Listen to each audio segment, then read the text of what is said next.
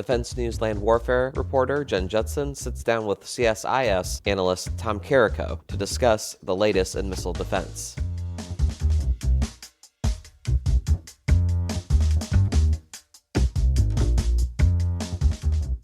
Produced by Defense News and Military Times, this is the Early Bird Brief.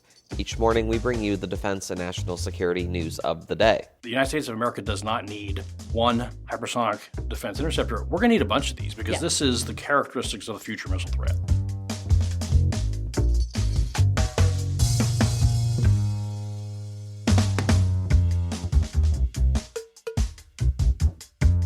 What does it all mean for our defense and security? You'll find out.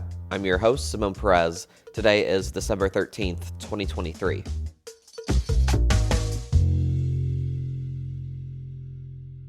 Welcome to a very special holiday edition of our regular podcast on missile defense. I'm Defense News reporter Jen Judson, and I'm with Tom Karako of the Center for Strategic and International Studies. And we've had some holiday gifts, particularly today. The announcement that the Army has delivered officially its first increment of the Precision Strike missile to the force, and that's, obviously a huge milestone and a major success story for the Army's modernization priorities. They were driving to get 24 systems in 23. They're not hitting the mark on everything, but Prism was a well-performing program for many years. This is a great moment for them. Great to be back, Jen.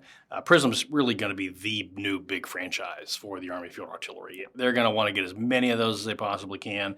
Everybody who has a HIMARS is going to want to stuff some Prisms into it. Yeah, and I think one of the things that was not included in the press release that dropped this morning on that hit my inbox is quantities in terms of what we're looking at for increment one, this early operational capability that they're calling it, and then where they are, I think, with their subsequent increments that will give the Prism missile capabilities to go after ships, for instance, or to extend the range. Some of that stuff is still TBD or being worked through competition. Obviously, still plenty of things to watch in the development realm for Prism, but this was a huge step forward in replacing the ATACMS missiles. Well, the other Christmas come early item, of course, is that the most of the Tuberville holds are right. released, and so therefore for this part of the world, the Missile Defense Agency now has a confirmed director, now Lieutenant General Heath Collins, and then likewise Army Space and Missile Defense Command has a new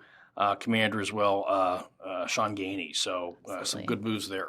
Yes, very, very excited to see actual leaders in place that are not just acting. It really, I think, makes it a lot easier, to do their jobs as well as my own as a reporter. Hard to get interviews with acting guys, but I look forward to having conversations with these guys going forward. So. It'll be a good year, I'm sure, for both of them. Another good thing that came about is the NDAA, the National Defense Authorization Act, has come out of conference. We both had a chance to look through the 3,000 plus pages of the act. I think some of the interesting things that I spotted in there was, Congress is going to put some pressure on the Missile Defense Agency to get initial operational capability by 2029 for the glide phase interceptor for hypersonic missile defense. That's not less than 12 interceptors, they said. And then full operational capability by 2032 and no less than 24 interceptors by 2040. What are your thoughts about those timelines that they're giving to MDA? It's kind of gone back and forth what the timelines might be for GPI, and MDA has been a little bit wishy-washy on when they think that they would actually be coming out with initial operational capability. How realistic is this, do you think? First of all, there's a lot of moving parts on the GPI and the Hypersonic Defense Program more generally. I think Congress is doing exactly the right thing, holding the department to the fire. This provision in terms of saying, hey, we want something by 2029 in what the president, after all, has called the decisive decade, is good. It is accompanied by an increase, I think, of $225 million more for the GPI program. That's right. Yep. That is all for the good. That runs, I would say, contrary in a good way. It runs contrary to, I would say, some voices are saying, hey, the Japanese have ponied up $507 million over some indeterminate number of years. Yeah. Maybe we can just push this off and reduce the funding. That's going in exactly the wrong direction. Mm-hmm. The United States of America does not need one hypersonic defense interceptor. We're going to need a bunch of these because this is the characteristics of the future missile threat. Yeah, absolutely. And I know that there's a camp out there or camps out there that think we could even probably move forward with some kind of interim hypersonic defensive capability. So maybe putting a little pressure on this program might be the way to go. But there's a lot of other provisions. I mean, this is Santa's, Oh, yes. Santa's bag is full So here. many. Well, hey, Title 16's special gold star for me was 1667. Okay. This is where, in what appears to be a conference-approved provision, rescinding a particular directive-type memorandum, basically a directive of the Department of Defense that adversely affected the Missile Defense Agency's acquisition authorities, especially with respect Yes. to Milestone A. Now, if in the missile defense world, this is like in the weeds of the weeds, but it's actually really important because if you don't have good acquisition authorities, it's going to affect everything. And so it's very gratifying to see that in here. Yes, absolutely. A couple other big things that stood out to me as well. We're looking at $147 million plus up for the Defense of Guam system that I think we'll hopefully start seeing capabilities roll in 2024. But obviously, this is something that will be built out over many years. But Congress recognizes the seriousness of needing to defend Guam. In addition to that, they also want a strategy for Hawaii and the Indo-Pacific Command that includes Guam. Yesterday was Pearl Harbor Day, after all. And as much as Perfect. we worry about cyber Pearl Harbors, there's also air and missile attack Pearl Harbors, Yes. Pearl Harbors. So that's the defense of Hawaii, I think, is just a natural follow-on to the defense of Guam. Yes, We got to worry yeah. about these power projection points. Yeah, and then shifting over to Europe, the NDAA also would require a report on European air and missile defense enhancements, and that would be required within 250 days of the enactment of the NDAA. So we've got to move quick, come up with something, but I think that's so important. So many people have been ringing the alarm bells that there isn't sufficient air and missile defense in Europe, that also we are not connected well with our NATO partners and allies. When it comes to air and missile defense, it needs to be more of a full-on integrated architecture. We haven't tested that in a very, very long time. It's one of those things that I think it'll be important to see what comes out with that. I liked seeing that in there. And at this point, I would say this comes straight out of with support from an administration statement in a hearing earlier this year when I think it was Representative Mike Turner was querying DASD John Hill about this. Like, hey, isn't it time to kind of update and adapt our EPAA, European Phased Adaptive Approach, that was over 10 years ago in a very different universe in terms of Russia? And the answer was yes. And so I hear that from some months ago, and I see this provision now, and I'm like, yes, that's tracking. Yeah. It's been a long time since the EPAA was even formed, and things have changed quite a bit. Anything else that stood out to you in the NDAA? Look, a couple of things. It's become kind of an annual tradition now to rewrite the national missile defense policy. Right. I like this year's. It's concise, it's short, it's to the point. Sure. And it is in support of layered missile defense against all kinds of different kinds of missiles for the homeland. So it still has that emphasis on relying upon nuclear deterrence for more sophisticated and bigger ones. But at any rate, there's that. And then there is another study they're asking for on space-based missile defense. And, I think the reason you're seeing that is because the threats are getting pretty wicked. You were at Reagan, the Reagan National Security Forum last weekend. I was not. What did you learn there? What would you like to highlight on that? Yeah, so the Reagan National Defense Forum was a great event. This was their 10th. Their 10th one. I think they missed 1 year for COVID from 2013 to 2023. I think I've been to all of them or most of them. And the folks that put it on at the Reagan Institute, Roger Zackheim, Rachel Hoff, the whole team, just always do a bang-up job. And, it's just become a must-attend event for the Secretary of Defense, the service secretaries, everybody. A couple things that stood out. I thought Alex Karp of Palantir really kind of stole the show with talking about Israel and kind of some weirdness that's kind of pervaded our politics in recent months post-October. Bill LaPlante called out counter-UAS as needing to be the new 155, which is to say we need to do lots and lots of capacity. We need tons of counter-UAS capability. And I have to plug our recent counter-UAS report that my colleague Sean Shake did last month on that. Yeah. And Doug Bush, I think you've talked about Doug Bush out at Reagan, talked about LRHW. That's right. Yeah. Long-awaited LRHW that That's the long-range hypersonic weapon. Was supposed to have arrived by September 30 of this year. They had some testing challenges, which he clarified were about the launcher. And so we're going to see a test coming up again in probably the spring with delivery presumably by mid-year. And Aquilino is out there, and of course he pounds the table and talks about Guam to anybody who will listen as well. Well, the interesting thing too is that if there are the issues with the launcher, hopefully that doesn't totally set back the Navy. It sounds like it's more of an Army issue at this point if it's regarding the ground launched system. So I know that the Dark Eagle unit is eagerly awaiting those interceptors, but we'll not get them by the end of the year like we thought. Anything else at Reagan that you wanted to point out, or we can move on and we can start talking about what to expect in 2024?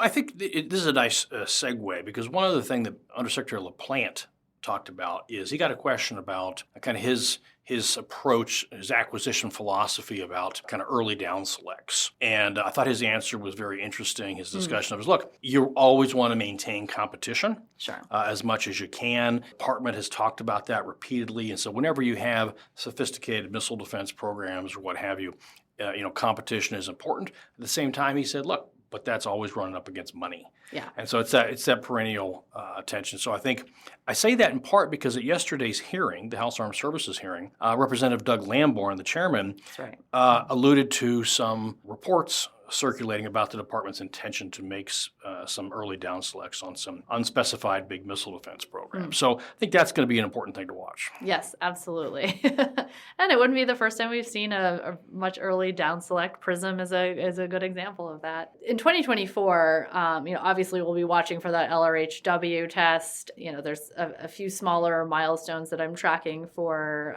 the Army when it comes to missile defense. They're still trying to get their new lower tier air missile defense system up and running. They're, I think, fielding soon. Partially operating radar, or they're using just the front array. The LTAMS has 3 arrays, 2 in the back, 1 in the front. 2 in the back are smaller, but those are not all working together yet. I think the hope is within a year from now or a year from now or so and change that they'll have the radar fully up and running with all of the radars working, all of the portions of the radar working together, and we'll be able to give that to the unit. So that's a big step for something like, say, Guam architecture, where LTAMs will be placed. Well, exactly. And I think Guam is going to pull everything along behind it, and Aquilino is not going to accept anything else, and so you're going to see just an enormous amount of pressure, not just on the desirability of getting LTAMs out there as ASAP, but the IFPC. Representative Whitman and Representative Norcross recently sent a letter over to the Army about, hey, how's IFPC? How's the Enduring Shield Launcher? Where's that second missile? How's that coming? So you see a lot of attention there. Yeah. And then likewise on IBCS. All those pieces, the Army's lead service, that's the other Christmas present I'm still waiting for will be the Army's strategy. That's right. For implementing the defense of Guam. And we will see, I think, some initial capability become integrated in 2024. Just things that are, I think, generally already there, like Aegis weapon system and some of the other, maybe a couple of radars, things like that, to start to work out the architecture. And then I think the intention for MDA at least was to help enable a live fire test that culminates at the end of 2024. So we will see initial capability. Yeah, and I think going back to the previous question is Guam is the big thing, and it's solving the perfect air and missile defense problem. And so, the things that are worked out there, as you wrote in an article this week about that very topic, that's going to have applicability to Hawaii and to NATO and everything. So many places. Yeah, it's so critical. It seems like it's just, why are we spending all this attention on one island? But it's a very key island, but also this is something that, we can take and grow elsewhere. And I think another big one is the next generation interceptor that will replace ground-based interceptors in the ground-based mid-course defense system that defends the homeland from ballistic missile threats. Next generation interceptor. One company competing has gone through the preliminary design review. Another one is hopefully due in the early parts of 2024. And that means roughly a year following those reviews will be the critical design review. So that's another big step getting towards the NGI, replacing these older ground-based interceptors. So we'll be watching for that too. Tremendously important program. The Homeland Ballistic Missile Defense Mission is existential. It's almost synonymous with the Missile Defense Agency, and that threat isn't going away. It's getting more worrisome. Witness the recent North Korean tests that I will say South Korean officials have publicly come out and said that the Russians are helping maybe a little too much with some sophisticated North Korean jazz. So that's not disconnected from the long-range BMD mission set that NGI is for. So hopefully a year from now, we will have seen some great progress when it comes to wide-ranging missile defense efforts. Guam's going to be a big one to watch. Is there anything else that, by the end of 2024, you're hoping that MDA or the Army's missile defense or the Navy has accomplished that you think are really critical? Oh, look, the next generation short-range interceptor, the Stinger follow-on, that's going to be an important yeah. program to watch next year. Likewise, the lower-tier future interceptor, LTFI. I'm going to be very curious to see what that shows up with, and really the FIDEP projections for LTFI in the forthcoming budget. And I would also be remiss if I didn't mention that Representative Lamborn in the hearing yesterday talked about some troubling reports about THAAD being transferred from MDA to the Army, which is to say the procurement of the THAAD program. Yeah. It's a part of a single MDAP, Major Defense Acquisition Program. It's part of the BMDS, and I think it's fair to say that there could be some adverse effects if that were to transfer. It could be bad for THAAD. It could be bad for the Army.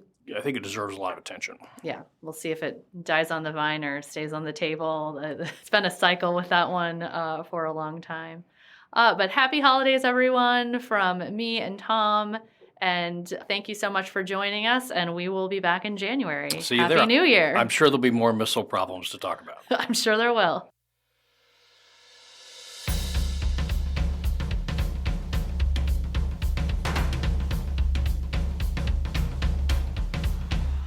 That's it for us this morning. To get more top stories and breaking news, go to defensenews.com/EBB to subscribe to the Early Bird Brief newsletter. Please give us a like, rating, and a comment wherever you get your podcasts, and be sure to follow us on social media @defense_news and @Military Times. The Early Bird Brief is hosted and produced by me, Zimone Z. Perez. Today's episode featured Jen Judson and Tom Karako. Our editor-in-chief is Mike Bruce. Have a great day.